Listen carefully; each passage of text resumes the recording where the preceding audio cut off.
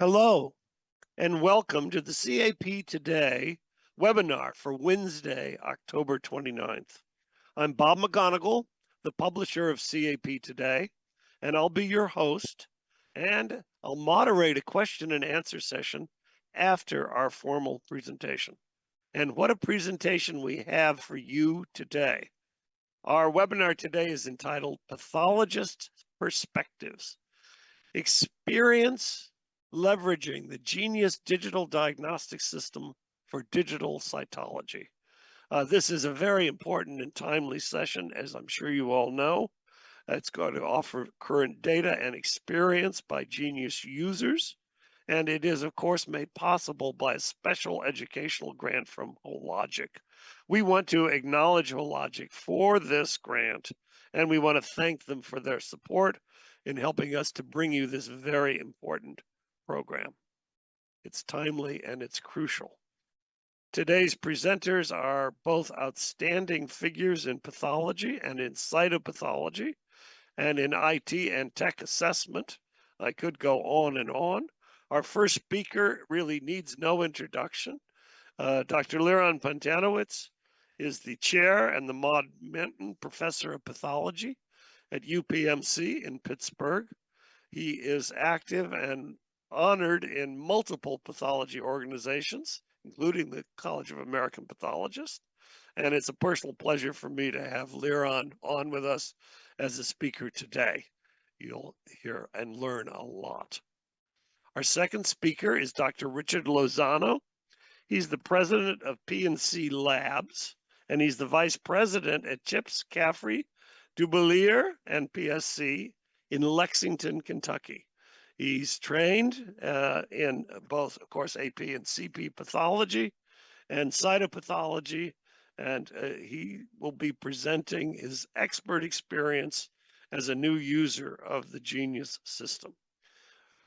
Before we get started, though, I'm going to give you just a little housekeeping hint. If you have any technical needs for either the slides or the audio, there's a box in your participant screen where you can request that help. And we have live aides throughout the hour today who can help you with that.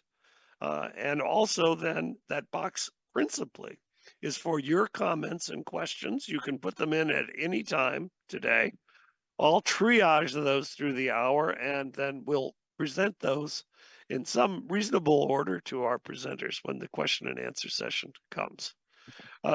We will look to post this presentation in about a week. It'll be on captodayonline.com. Of course, that's pending a review. You can expect some emails from us at Cap Today and also from our sponsor today, Hologic, so I wanted to alert you to that.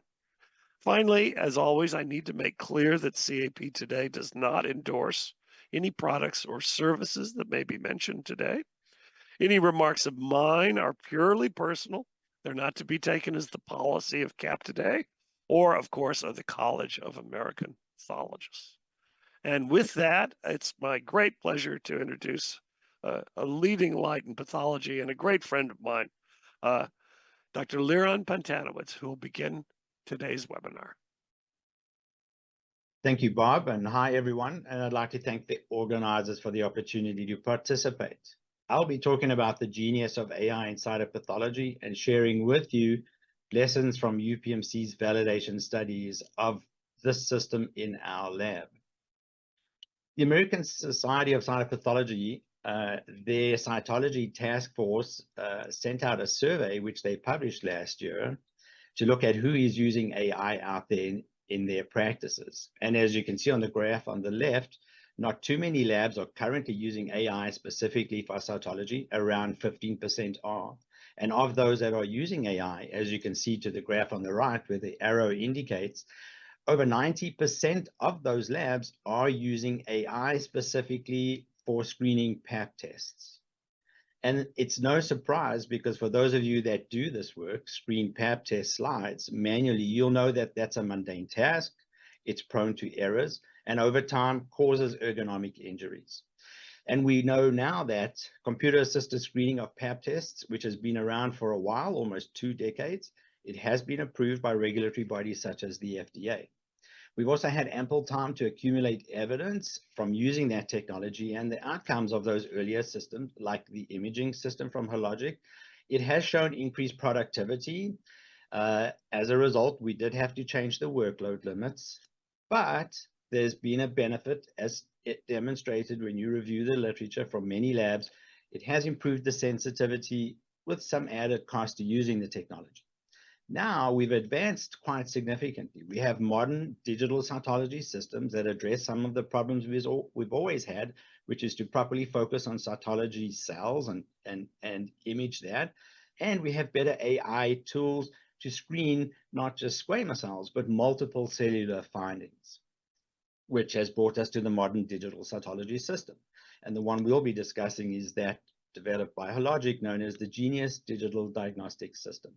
And it is comprised of 4 components, as shown here. The first component on the left is the scanner. That allows you to digitize the thin prep slide and make it into a whole slide image. And they use volumetric scanning. In other words, they can scan at 14 layers and stitch all the patches together that will now be in focus.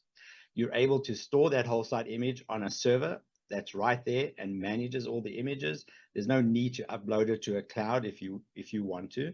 And it has enough computer processing power that the AI algorithm will analyze the image right there. And then the results of the AI algorithm are displayed for you on a review station, which has high quality imaging. And on the left is the gallery, and on the right, you still have access to the whole slide image. And it's that entire system that has recently been approved by the FDA. So it's cleared for that purpose. The AI output, in other words, when the AI screens those hundreds of thousands of cells and it finds the abnormal cells and ranks them with the highest probability of being abnormal, the system organizes those into rows and presents them to you in a gallery as shown on the left. And it's organized into 5 rows. On the top, cells with low NC ratio, second, high NC ratio, the middle, elongated spindle cells like atrophic cells or squamous cell carcinoma. The 4th row is dedicated to clusters like glandular cells, and then the infectious microorganisms are displayed on the lower row. At UPMC, we've implemented that system. A couple of things you should know. You have to use the Hologic imager stain, and that's required for the system to operate ideally. And you also have to use proper imager slides that have fiduciary marks so the scanner knows where the cover slip is and where to find the cells. We've had to make adjustments to our cytologist workstations because they now need a computer monitor, ideally with an arm. And the images are fairly large, 1.5 gigabytes, but the server can host up to 80 terabytes. You have to properly label and barcode the slide, and you cannot repeatedly scan the slide because ideally only one slide ID should be used. Everyone needs to be trained. This is a new system, which is a digital system, a little different from prior systems, and uses AI. So Hologic will provide you with the Genius training for your lab.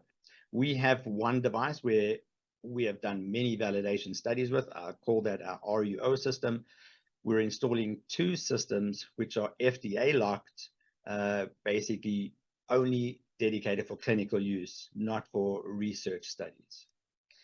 Before I begin with the validation studies we've performed at UPMC, I'd like to introduce you to our GY and cytology team. Here they are on the left, our cytopathologists and cytologists. I'm introducing them because validation does require teamwork. You need your cytologist and your cytopathologist to work together to validate this, which takes some effort and, of course, enthusiasm from their side to work with the technology. The good thing, which is what I like about the Genius system, is it maintains our current workflow. It still allows cytologists to screen cases and pass on the abnormals to pathologists for review. So nothing is different. And for those labs like us who use the imaging system from Hologic, it's really just a welcome upgrade to a newer system that we no longer are dependent on a microscope for. I will tell you that I was happy that when I introduced the system and our lab has started to validate and use it, it infused some excitement into our cytology lab, and I was not met with any resistance. So the first study we did was a general validation study. where we took 890 archival thin prep pap tests in our lab, and we ran them through the Genius system. And what we found was that it demonstrated excellent performance in detecting all the significant pap test findings that the system claims to do and that we wanted it to do. For example, for ASCIS and above cases, we got close to 100% sensitivity and a very high negative predictive value. And for all the cases that were called negative, almost all of them had negative HPV testing. We published this in the journal Cancer Cytopathology, and based on this initial validation study, we concluded that this system streamlines our workflow. It actually reduces the manual work we have to do, and if you want to, it can function as a standalone system. We were not under pressure to hook this up to any IT cloud. One of the most important things we wanted to make sure is if you're screening a pap test, you don't want to miss a high-grade case that could turn into cancer. So we specifically then went and validated 183 archival H-cell cases. And we were pleased to find that it performed very well. I'm sharing one of the results from this study, which was again published in Cancer Cytopathology, where we found that the sensitivity to detect H-cell by 3 cytopathologists we asked to use the system for anything ASC-H and above, there was good concordance, as you can see. And so we were able to conclude that for H-cell cases, if you're going to use this Genius system to interpret pap tests looking for a high-grade lesion, you'll, like we have, found good sensitivity and amongst pathologists, good agreement. Here's a typical case from that validation. You can see that this particular case, all 3 pathologists were comfortable calling this an H-cell case, and indeed the follow-up biopsy showed a CIN2-3. So we were happy with the performance for high grade. Well, what about low grade? Most people just assume low grade is easy to find because coilocytes stand out, but we wanted to prove that. And so we validated the system using 146 L-cell pap tests in our archive. And we found the following.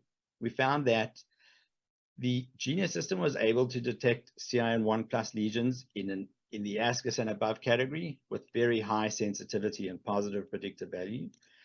And similarly, we were able to detect CIN1+ lesions in an L-cell and above category, also with decent sensitivity and high positive predictive value. And so we were able to conclude, and we published this in the Journal of ASC, that a thin prep pap test with L-cell can be interpreted with good agreement amongst pathologists and with good performance indicators when using the Genius system. Here's a typical example from that study where this case was called L-cell by all 3 pathologists, and the follow-up biopsy indeed was a CIN1. The image patch on the left in the gallery, you can see, points you to exactly where you can find that coilocyte in the whole slide image of the cell spot. One of the things that worried me a little bit, and I discussed this with our UPMC McGee cytology team, is that HCGs, which are hyperchromatic crowded groups, are 3-dimensional clusters of cells. And most people are able to handle HCGs because they could focus up and down on their traditional light microscope. But what would happen now when you take an HCG and you move it into a digital cytology platform where everything is in 2D? Will we still be able to achieve high performance with HCGs if we encounter those in pap tests? And so my amazing team went and validated that specific study. They took 157 thin prep pap tests with all different types of hyperchromatic crowded groups. And we found a good match with the original diagnosis for all different categories, which were negative categories that HCGs were due to atrophy or endometrial cells, tubal metaplasia, atypical groups like AGC, and even L-cell, H-cell, and adenocarcinoma. On the right, you can see just some examples of hyperchromatic groups that were identified with the Genius system. H-cell on the top left, atypical glandular cells on the top right, adenocarcinoma on the bottom left with clinging tumor diathesis. You can still see that in the image gallery, and positive malignant cells of unknown origin on the right. And so we were able to conclude that hyperchromatic crowded groups, even when you present them in a 2-dimensional static image, like in the gallery or the whole slide image on a computer monitor, These will be identified by the Genius system, and with the human in the loop, we're able to make the correct diagnosis. And this particular article is in Press with Diagnostic Cytopathology. Most people assume that it's easy to find common microorganisms in pap tests, but this is the first system that really has AI to go and find those microorganisms for you. And we wanted to validate that we would be able to work with the AI system to report out microorganisms. So we took 305 of our archival thin prep pap tests that had microorganisms previously detected. And we were pleased to find, as you can see in the results section, that with high sensitivity, we could find actino, candida, and trichomonas. We did have a lower detection rate for herpes simplex virus infections, and I'll explain why in the next slide. We were also happy to see that the microorganisms, when they were detected, were displayed in the first 30 gallery images and in row 5 where you were expected to find them. So it didn't require that much work. But if you didn't see the microorganisms at first, you could click on an individual row and get another set of images, and everything was still available on the whole site image on the right. So we concluded that we had high sensitivity using the Genius system to detect these commonly identified microorganisms. And because of our experience that herpes is a little bit more difficult to detect, we're going to recommend that you pay extra attention, especially when you're beginning to use the system during your learning curve, like we have done. So here are 2 cases where we initially missed the herpes simplex viruses, the herpes infection. On the left, in this particular case, the herpes had caused very large multinucleated giant cells, as you can see demonstrated in the cell spot on the right. These multinucleated giant cells were not initially captured and displayed in the gallery on the left in all 60 images. And so while we still were able to detect it, it was not displayed in the gallery, but we had access to the whole site image. On the right is another case where the herpes had caused more Cowdery A type inclusions, which are these darker inclusions, and the intranuclear inclusions are often vague, as you can see shown on the right in the cell spot.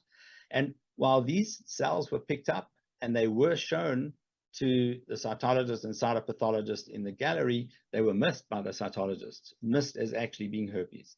So we have learned now using a digital system where AI shows these infections to us with these cytomorphological changes, how to use the system.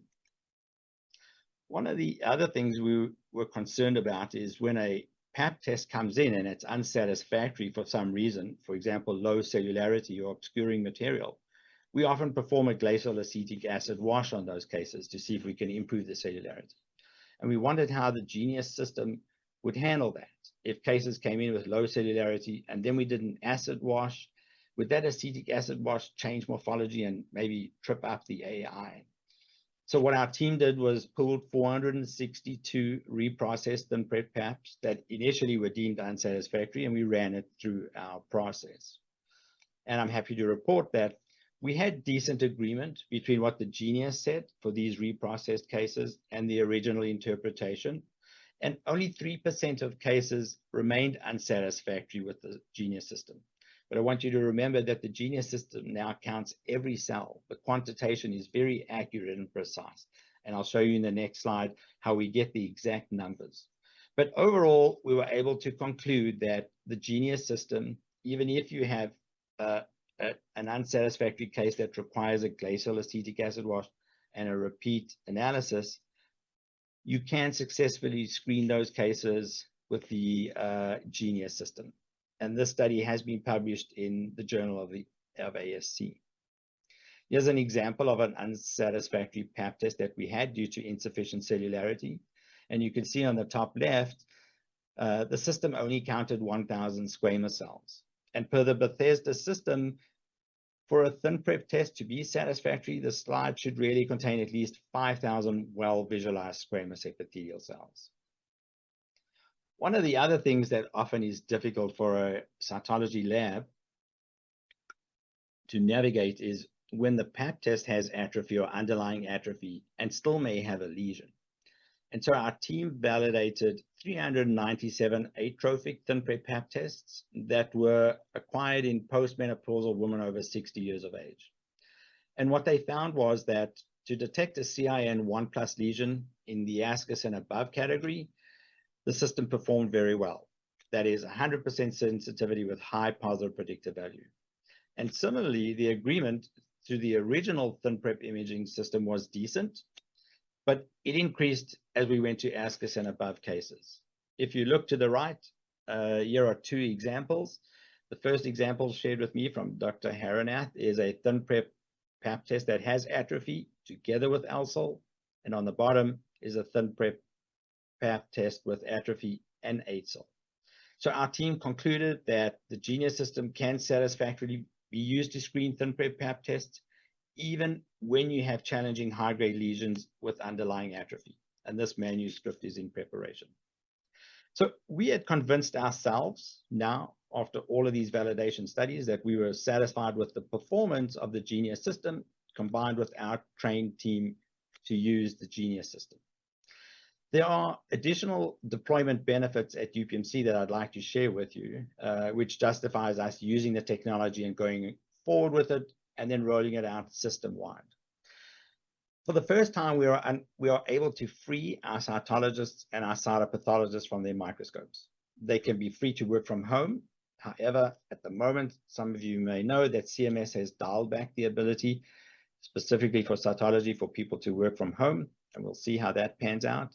But we can also have cytologists, for example, now help out on busy ROSE services. So if there's a lot of downtime and we have a monitor available, they could screen pap tests between cases. This also allows us, for a large healthcare system, we have an integrated healthcare system with over 40 different hospitals where pap tests are performed in the system. This allows us to consolidate all the pap tests, and at the same time, we can offer standardized care. The AI can provide an equivalent read for everyone in the system, and now that they're able to remotely review that, we can better distribute that workload. In addition, some of our more peripherally community practices have had to send out some pap tests to reference labs. With this ability to centralize services, use AI to automate some of the process and standardize and improve accuracy, we're able to justify now, hopefully avoid sending out pap tests to other reference labs. Of course, we're not done. We have many ongoing studies at UPMC, bringing in new technology, changes people's jobs. As you can see, it also requires some modification to our workflow and our QC program. So some of the things that we're working on is to figure out the best way to do QC. If a case comes up for review, for example, it's a 5-year look back, do we repeat the case and have the AI run again, or do we keep the case with the AI result and just have another human look at that? And so we're figuring that out. We do currently subscribe to a national proficiency testing program, but we receive those as glass slides. And with a lab that's going fully digital, where we have AI-assisted screening, we have to figure out how we do proficiency testing in a digital AI-assisted world. We train a lot of people here at UPMC. We have a cytotechnology school. We have residents and cytology fellows that all have to be trained. And so we have to figure out how to train these students and create teaching sets using this new system. We also have to determine if we're going to give up the microscope completely. If everyone's going digital, we have 8 cytologists full-time screening pap tests. Do we really need to have a microscope or upgrade microscopes in the future? And that we'll have to determine. And if our lab is truly that much more efficient, and our cytology team that screen pap tests can look at many more cases in a day, do we need to adjust their workload limits now, or should we wait for national guidelines to do so? So that concludes my talk. And Bob, I'm going to turn this back over to you. Dr. Pantanowitz, thank you very much for an excellent presentation, as always, and very elegantly put. Dr. Pantanowitz has the wonderful habit of making validation studies seem elegant, clear, and simple, even though there's a lot of work that are behind them. And he's been the pioneer in this entire field, including CAP guidelines on digital pathology in the first place. So thank you very much, Liron Pantanowitz. Well, before I ask our next speaker to begin, I want to remind the audience that you can type in questions and comments throughout today, and then we'll take them all up at the very end. So our next speaker is Richard Lozano, as I said, the president of P&C Labs in Lexington, Kentucky. Dr. Lozano's talk is the impact of digitization and AI on lab workflows, 1 year post-implementation at P&C Labs. So I'll ask him to begin now. Dr. Lozano. Hey, just making sure you can hear me. I can. All right, I want to thank CAP for hosting and of course Liron and all the investigators that really proved the usefulness and validity of this Genius system. We took a look at Genius once it was FDA approved and how it would impact our lab. And so just so you can see how you compare, we've been around since the 60s. We've got about 45 hospitals that we serve, and we are a comprehensive pathology lab with IHC, flow, molecular, and full cytology. We also have a cytotech training program and a histotech training program. And so a lot of moving parts that had to be satisfied. We have a staff of 150, and before Genius, 5 cytotechs and 19 pathologists. And our volumes with our hospital base, you can see we're pretty heavy in the surge path volume and a little bit lower for GYN PAPs and non-gens. So the challenges we faced are really all the challenges you're facing today. We see a workload shortage. We had 2 cytotechs near retirement at the time. One of them trained with Genius just out of interest, and we knew we were going to have a hard time finding cytotechs, which is why we have a cytotech training program. We were also worried about turnaround time, and we were seeing with increased use of ROSE testing and requirements on cytotechs, we were getting a little bit behind in our turnaround time. What we saw was really enlightening. We saw a decrease in turnaround time. The workflow was a lot more efficient, and as Liron mentioned, everyone was pretty enthusiastic about it. So getting into real world training and implementation, from the time we made the decision to engage Hologic with the Genius system until we were up and running was 2 months.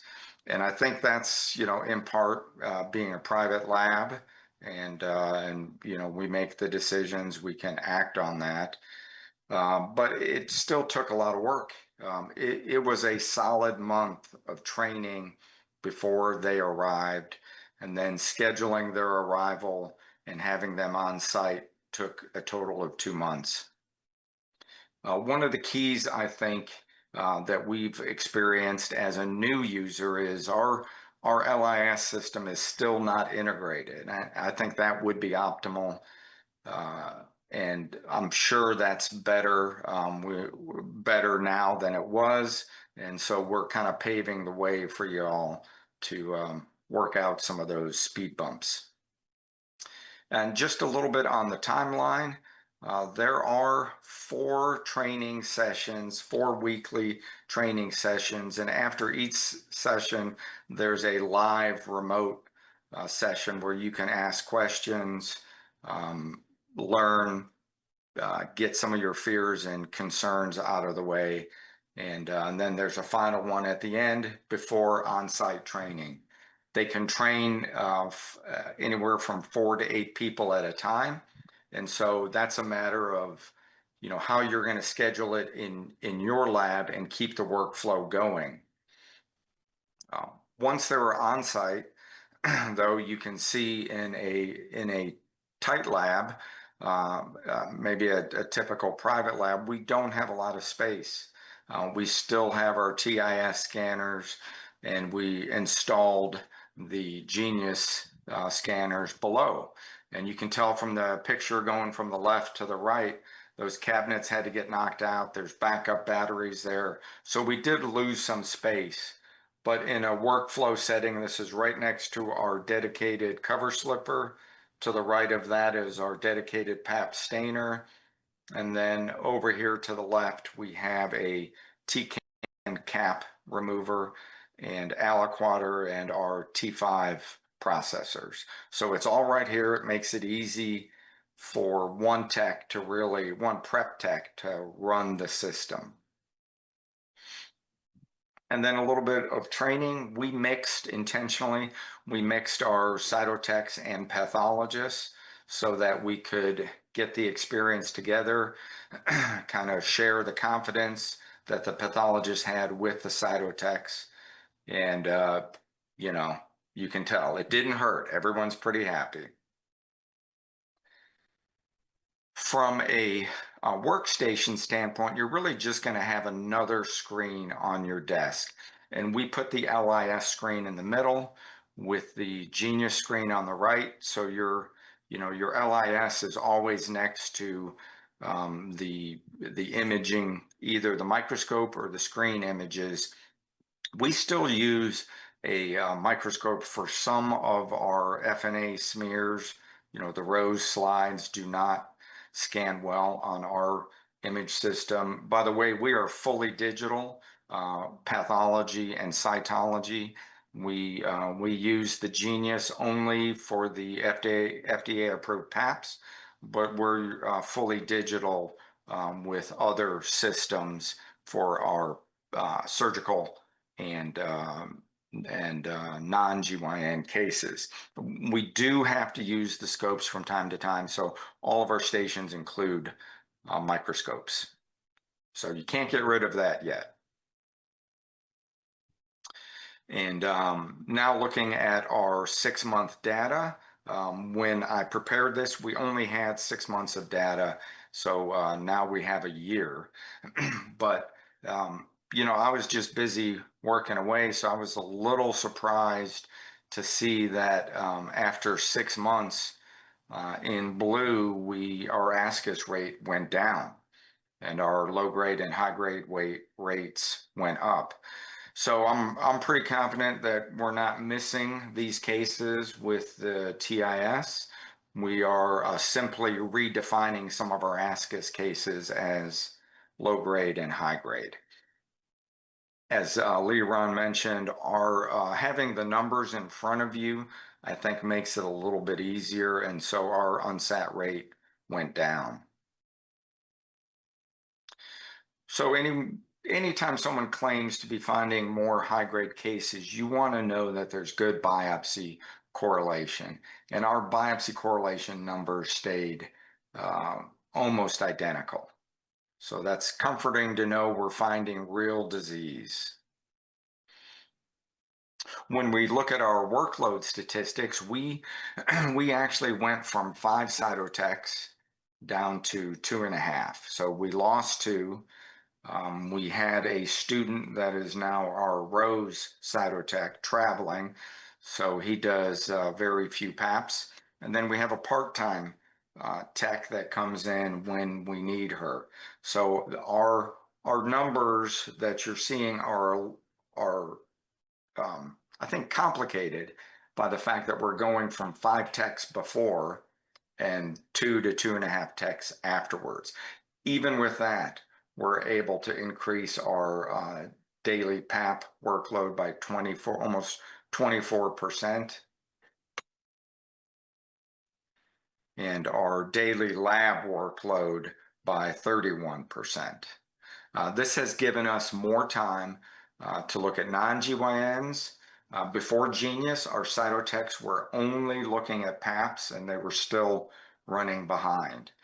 Now they finish with PAPs early in the day, all the PAPs, and they're able to look at non-GYNs and I'm sure there's even a little bit of thumb twiddling in there with the extra time. So we are able to build our capacity with Genius, and we're looking for ways to do that. You know, in looking for an explanation of how we improved our turnaround time, we went from 4 days to under 2 days. We're pretty close to 1 day with the Genius system. But you know, when you're looking at slides, you've got to move those slides from location to location. And I think even getting them from the cytotext to the pathologist could take hours. You're waiting for a tray to fill up. Sometimes those would sit at the end of the day, and then that adds a day turnaround time right there. With the Genius system, this workflow is instantaneous and digital. It shows up in our queue, and most of the cytopathologists have screens. Not all of us do, but most of us do, and we can nibble on the queue altogether. So in summary, we experienced a decrease in our Ask Us rate. At the bottom here, we saw a marked decrease in our turnaround time with increase in disease detection, both high grade and low grade, with good biopsy correlation. I don't think you could ask any more out of a test than that. And being fully digital, we are looking into the future and testing out ways to be more ergonomically fit and hopefully improve the length of practice of some of our older pathologists. So I want to thank you and look forward to answering any questions. Dr. Lozano, thank you very much. What an interesting presentation. I enjoyed seeing the detail of your implementation there, those rooms and machines and screens. It's a very real time. So now, once again, I'll invite our audience to make their comments or send their questions in. I'm going to turn my camera back on, and Liron will turn his as well. If I can start that here. I'm having a bit of a trouble. There we are. Thank you.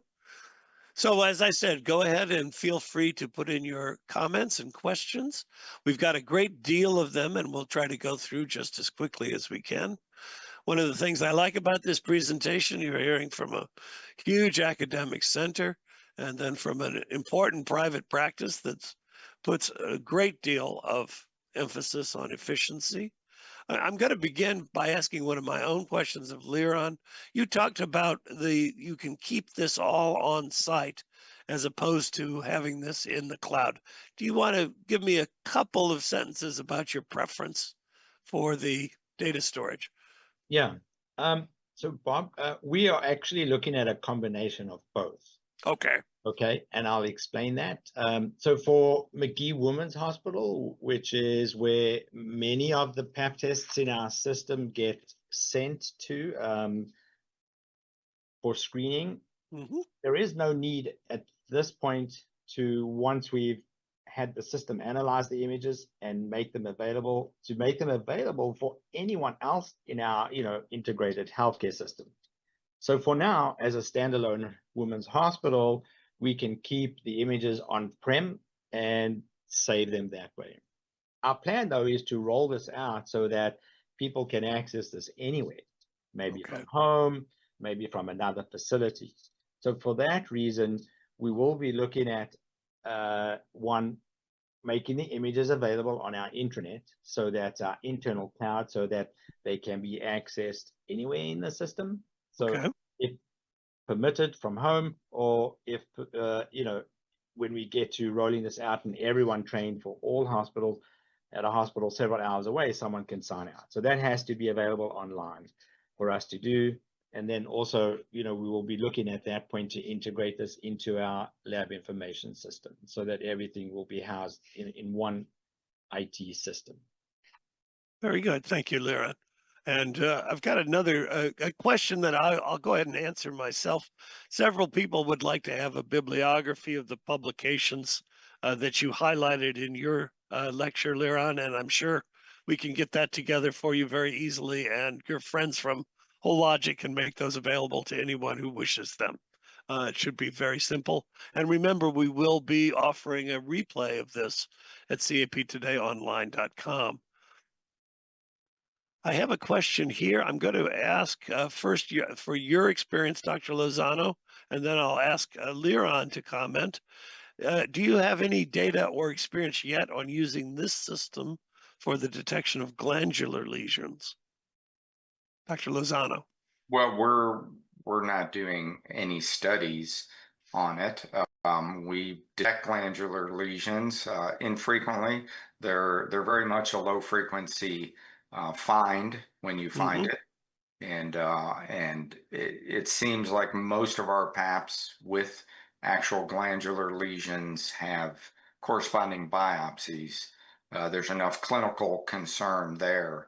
So we have data experience to correlate, but no, I haven't done a study. I feel comfortable that we're seeing the groups, we're seeing the small atypical cells and the glandular groups. So, you know, I don't fear that we're missing that at all. Very good, thank you. Dr. Pantanowitz, would you care to comment on the glandular lesions in the system?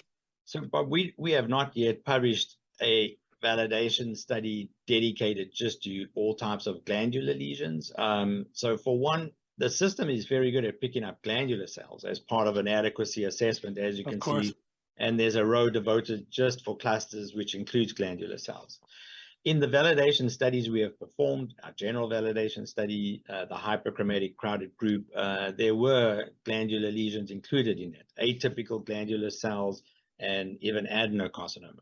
But, you know, we're not talking about, you know, a few hundred cases that we've stress tested yet. Okay. Maybe that's something I can convince our UPMC team to do and publish so people can see the performance. But thus far, we have noticed that we're able to detect glandular cells and we're able to detect glandular lesions, and that when the AI output is shown to a human, they're able to make that interpretation, even in 2D format, because glandular cells often form 3D structures. So we've at least shown that we're able to do that. Thank you very much. Let me follow up again on another entity. Can the system help identify gastric type adenocarcinoma? Dr. Pantanowitz.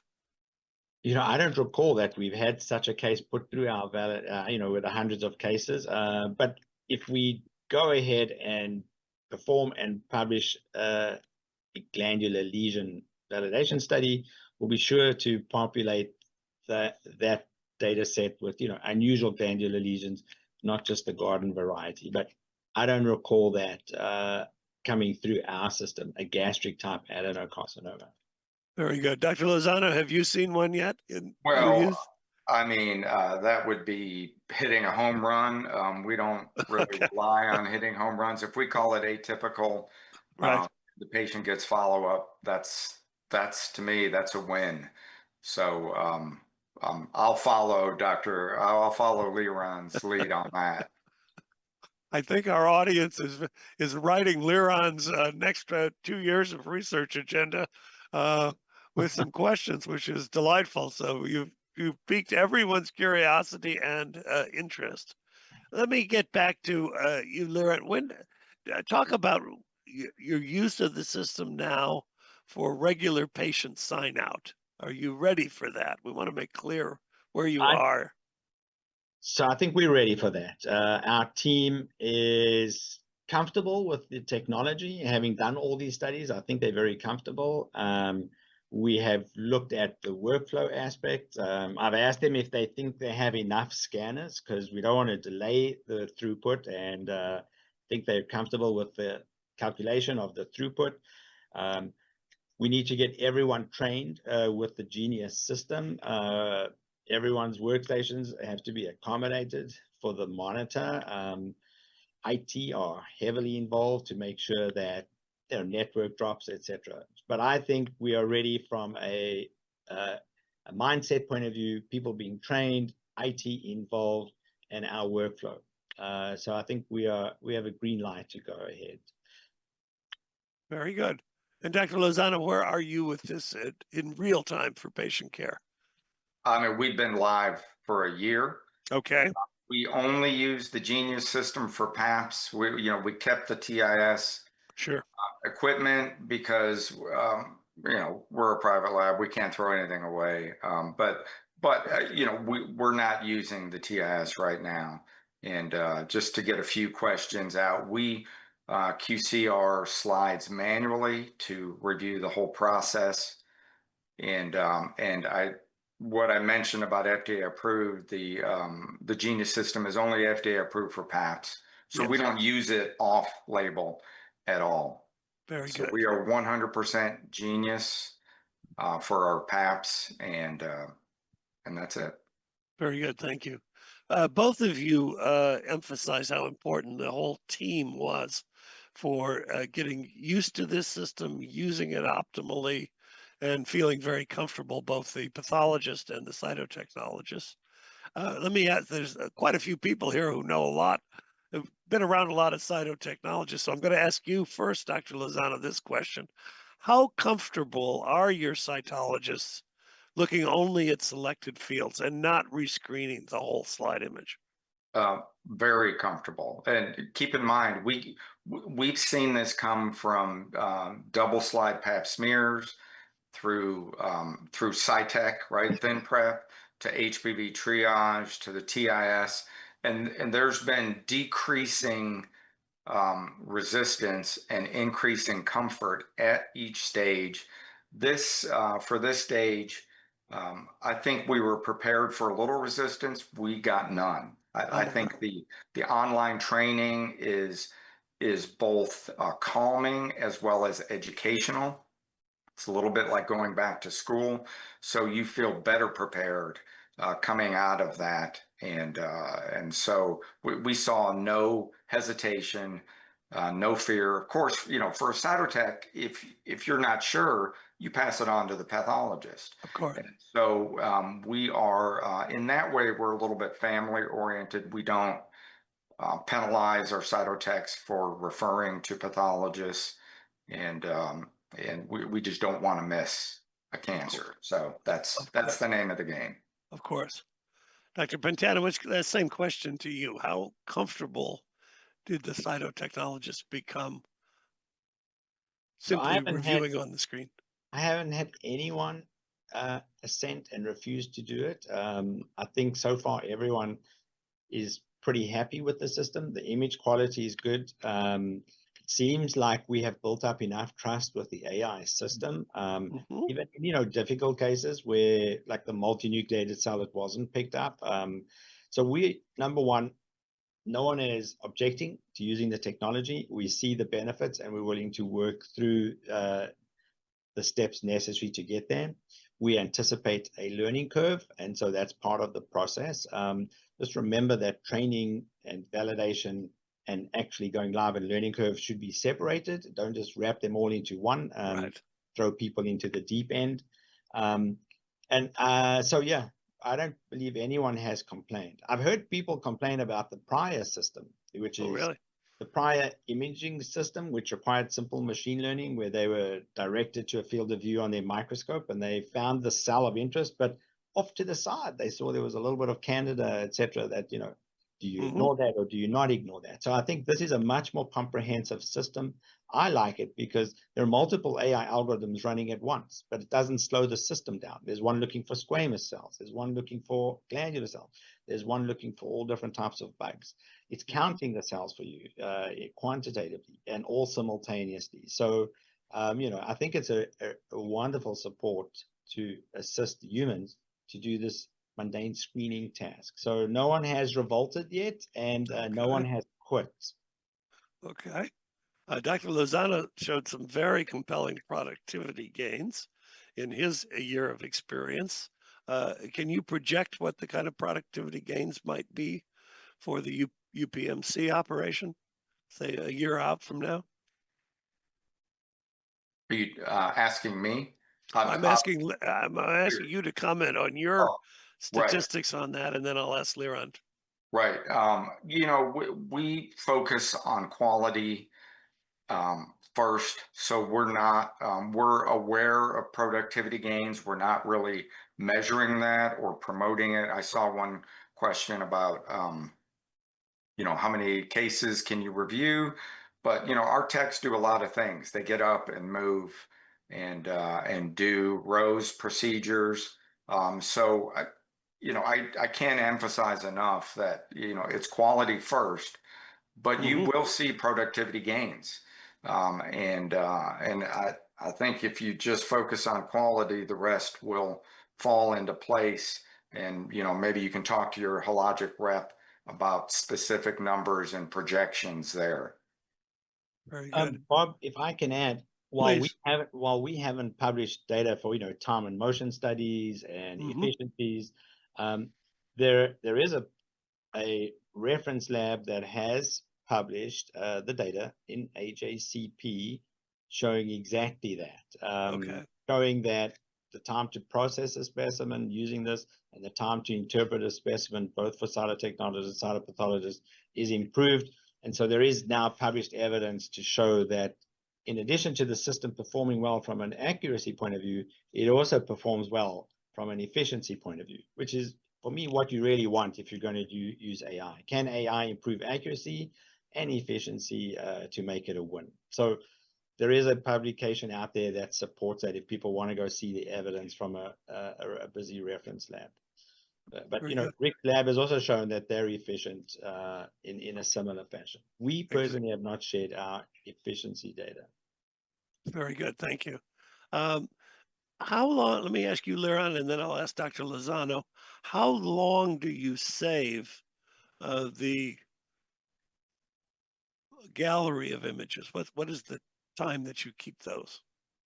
And this question, of course, as you can imagine, comes from medical legal concerns. Yeah.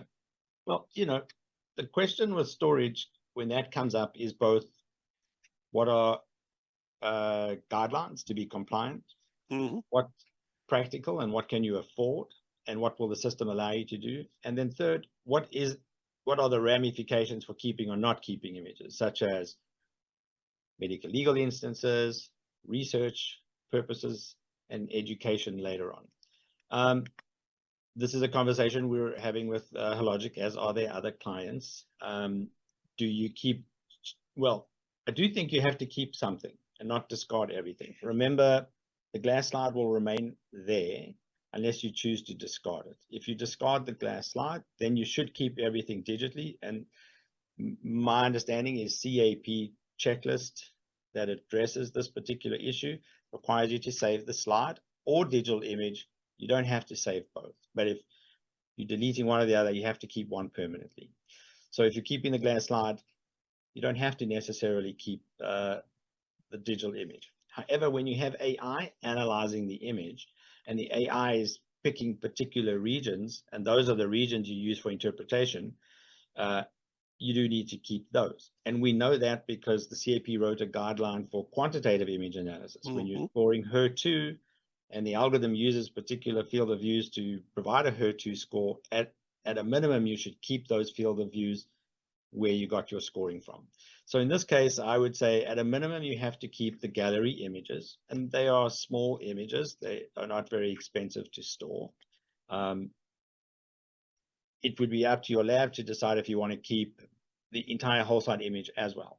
And in that case, if you're concerned about medical legal reasons, you want it from an education or research point of view, or for your quality program, then you would have to pay for that storage. Thank you. Thank you very much. Dr. Lozano, can you comment on this same question about retention of the gallery images? Right, and just to address a few questions, we're following guidelines, so we're keeping the slide. We maintain the images for about 30 days. That's the sort of the lifespan of most of the biopsies. When the biopsies come in, and you want to correlate the PAP to the biopsy, and beyond that, we will rescan the slide if necessary to get it back into the gallery. We've had good experience there going back a few months to re-examine the PAPs. And I can tell you for a lot of these high grades, you're just not going to find it on the slide. You find it on the Genius finds it, but it truly is a needle in a haystack. So, I think it definitely helps find the high-grade lesions and glandular lesions. And, but our decision is a lot based on cost. I mean, we don't have the resources to keep these in the cloud beyond their useful, date of diagnosis and biopsy correlation. And then for, offsite use, you'll find, even though we have 42 hospitals and offsite pathologists, now the work can get done quickly by a few people, and there's less need. Although you want to keep people trained, there's just less need to have PAPs leave the building, either physical PAPs or digital PAPs. So we've really condensed down our service team and let them focus on it. We do have a few offsite folks, but for the most part, we have a smaller team now doing the work. Yes, thank you. So Dr. Bob, if I could add some comments. Oh, I'd like you to. Yes, please. Yeah, because you brought up the medical legal cases. So yes. in a hypothetical situation, if there were yes. a medical legal case, let's say a case is missed with a bad outcome, people will question, who's responsible? Is it the lab? Is it the human, or is it the AI? And I wonder, in a situation, now when there is such a case, the attorneys often solicit the actual case, the PAP test slide, and refer it to their experts.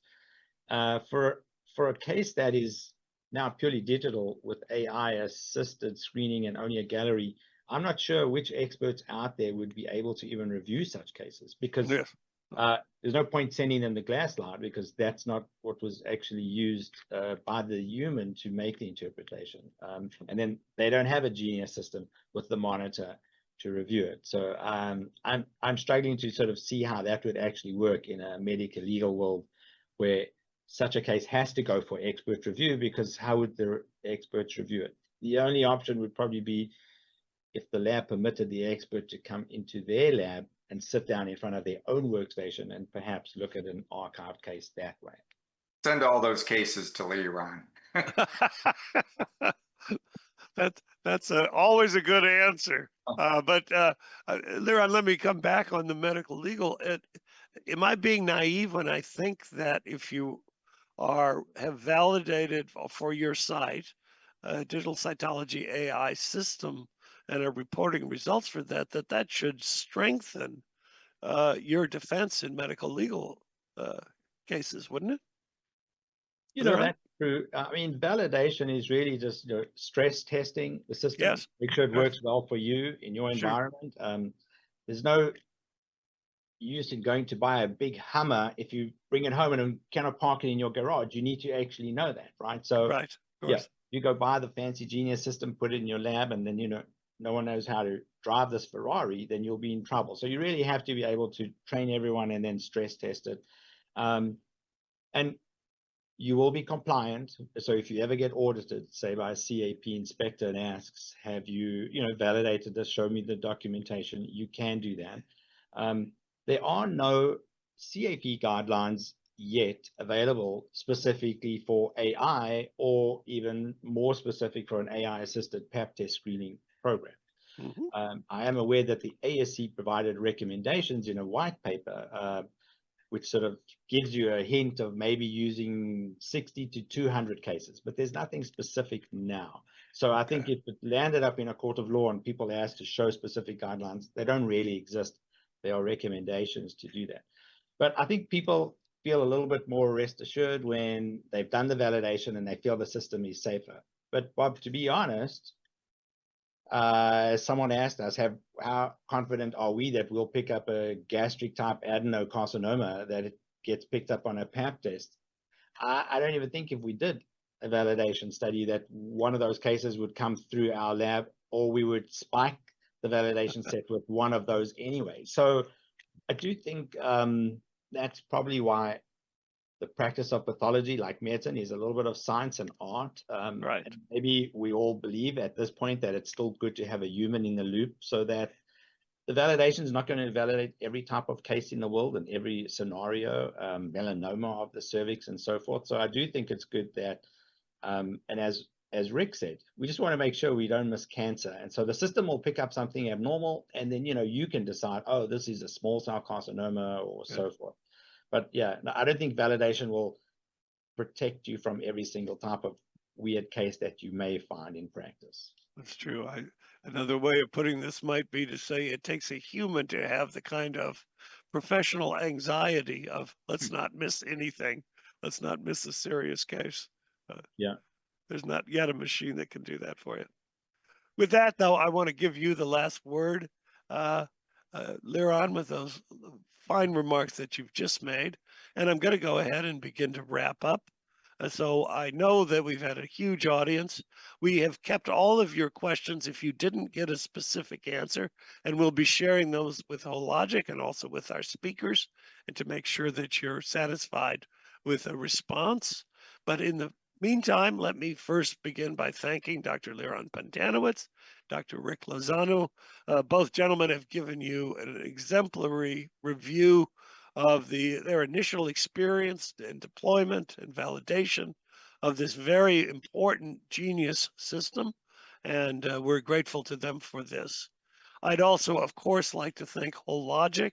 Their educational grant has made today's program possible, and we're very grateful for that support, and we enjoy working with them. Finally, I want to thank all of you. You've taken time out of a very busy day and a very busy lab environment to join us for this important webinar, and I'm very grateful for that, as I always am when you join us on these CAP Today webinars. So once again, our thanks to Dr. Lozano, Dr. Pantanowitz, Hologic, and all of you in the audience. And with that, I'll bring today's webinar to a close.